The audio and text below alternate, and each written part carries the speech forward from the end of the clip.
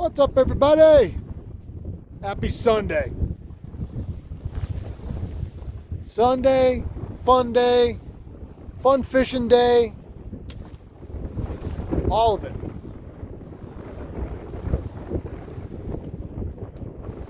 I got them 4 ways today. Blades started out the morning. Homie the Clown laid a smackdown on smallmouth and walleyes from the first. So the first 2 casts of the day, nothing. Third cast of the day, first lift, had one plow it, fought it halfway back, it come off. I don't know what it was. I let it sit back down to the bottom. I jigged it 4 more times and something else came along and wadded it.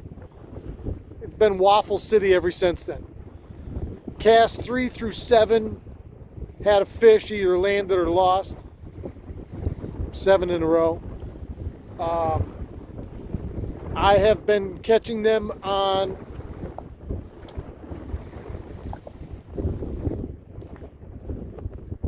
this same deal, dragging it on the bottom.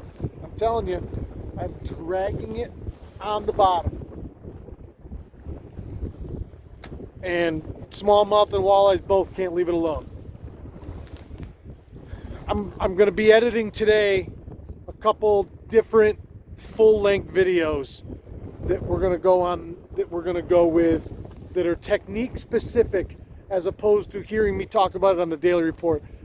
I go in depth, I walk you through it, I show the videos, all the catches of a specific technique. So cold water blades, swim bait smallmouth, swim bait walleye, drop shot swim bait, jig and wrap style for bass and for walleye. So this last 10-day stretch has been on fire, and there's a lot of different ways you can do it, and I'll show you how I do each one of them if that was the way I was going to fish that day. So also, I forgot to mention this, and I should have before now. I still have merchandise for sale in the Shopify store, the Awakening Angler Shopify store. You can get copies of my book, tons of cool logo t-shirts. What you see in stock is what we have. I'm not ordering any more until this order is done completely. So when you see all the quantities say 0, then won't be in time for Christmas. But then for spring opener, I'll have hoodies and hats. But I'd like to get sold out of all that stuff and get the other stuff in process. So if you know anybody that's looking for something cool with Awakening Angler on it, head over to the Shopify store, please.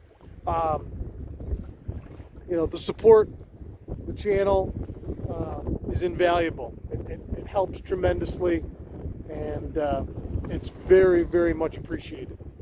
So we got a ton of great stuff coming. East wind today, man, they're stacked right up in here again. East wind today, but it's light, 10 to 12 maybe. Water temp is 39.9, hasn't changed most of this week. It's been within a degree of that all week, up and down. I told you what we caught them on. I'm still in front of Muskrat Bay, out in the flat. It's just a matter of finding them out here. As to there's an awful lot of fish roaming this flat. There's an awful lot of bait out here, and it is a big flat. You got to go find them. I've got a week's worth of marks right now that are showing me like 3 or 4 different groups, if you want to say that those groups stay in the same area. But after a course of multiple days with marks in the same area, it's either the same fish or the spot is attracting fish on a daily basis. Could be either, could be neither, but it means something. And you keep catching fish through the same areas. Well, one of those two theories is the right theory.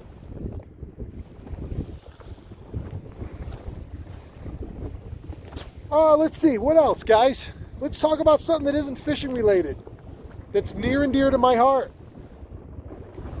What in the good Lord's name is going on with Syracuse hoops? I watched that whole game yesterday against Davidson, and they had 3 of their starters ejected after that whole little slap fest between Mintz and that kid, the point guard for Davidson. And we lost Mintz. But boy, this team, yeah, they're young. And yeah, there's a few guys that have a few signs of life, but boy, they're not playing together. And what's going on with Joe? Like, how do you, those are shots that Joe made. Now, the difference is Joe's the primary focus out there, and these defenses, when we get into, when we get against talent that's better than what Davidson has,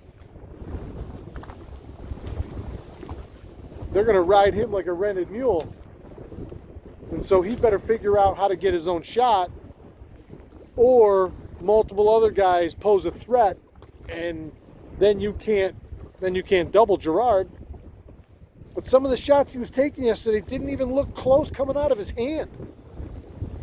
I mean, we lost at home to Davidson. We're 3-3. It's not even December yet. We're 3-3. What's going on? Yes, I'm a homer. Yes, I remember the glory days in the 80s and the 90s and the 2000s, because they've always been glory days. Because we've had good teams decade after decade, year after year. We were under 500 last year, and we're 500 right now. That's not okay for Syracuse and for Syracuse fans. I'm not saying it's okay for Boeheim, but where's the talent? Where's the talent? I don't even know what happened in the Syracuse football game. I was sound asleep on the couch before it even started, and it started at like 7:30.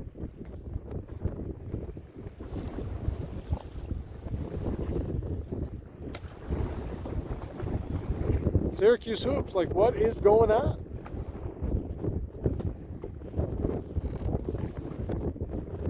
Hard to put 35,000 seats in the dome all winter long on a lot of nights where nobody wants to be outside, let alone walking up that hill to a mediocre team.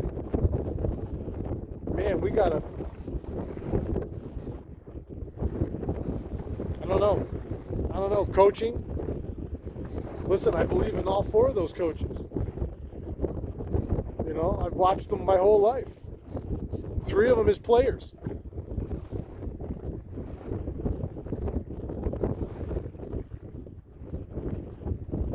I don't know. All right. If anybody that knows me knows, and it's funny, I've cooled on watching all sports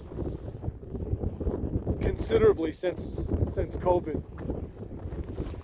There's a lot of stuff that happened in the sports world during that made me just see that,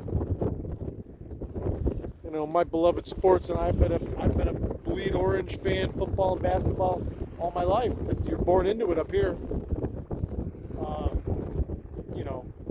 Yankees baseball and the NFL, and I watched them all the time, and I saw everybody as soon as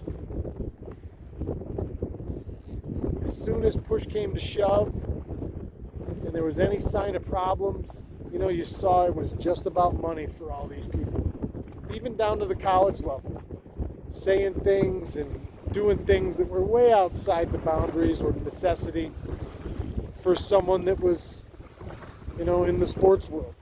Sports were always supposed to be a break from reality, not furthering or acting as part. It's like an umpire that that doesn't know his role is to be the umpire and not the star of the show.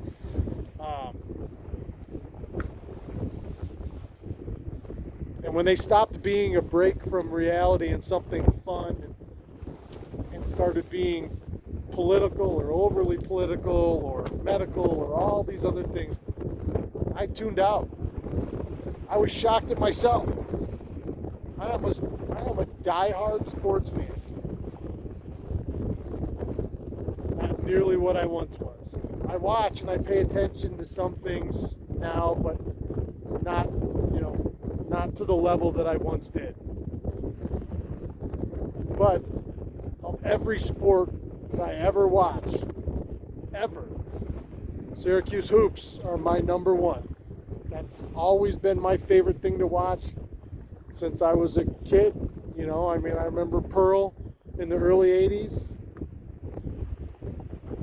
I would have been 10 or 11. That's when I started, And Pearl went in Sherman and DC and Ronnie Cycli and Stevie Thompson and that amazing 87 team. And some of the great all-time greats. Dave Johnson.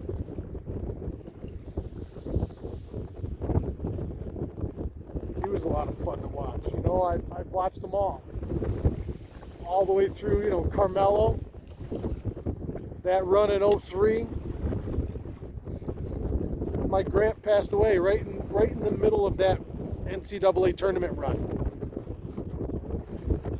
I've said this before on camera, my good friend Chip Ladd, back in those days when they owned the funeral home in Central Square, asked me if there was anything he could do for us, and I said, yeah, can you set up a TV in your office so a few of us can go in and out of there and keep up on the game, because it was during the service.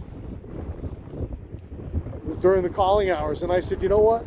My Gramp never got to see a championship. If this ends as a championship, he'd want to see it. It would have been important to him too.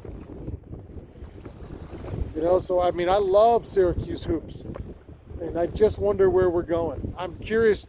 Listen, I'd love to have a conversation at all times, about local stuff. And if you guys want to say what you think's going on with Syracuse hoops, as long as it's, listen, we're positive here.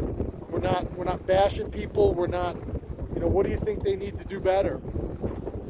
I'd love to talk about it. Love to talk about it.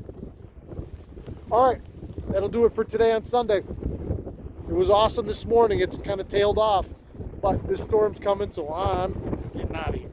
Thanks everybody for watching and enjoying me, and for joining me. I'll see everybody tomorrow morning somewhere. Keep your tip up.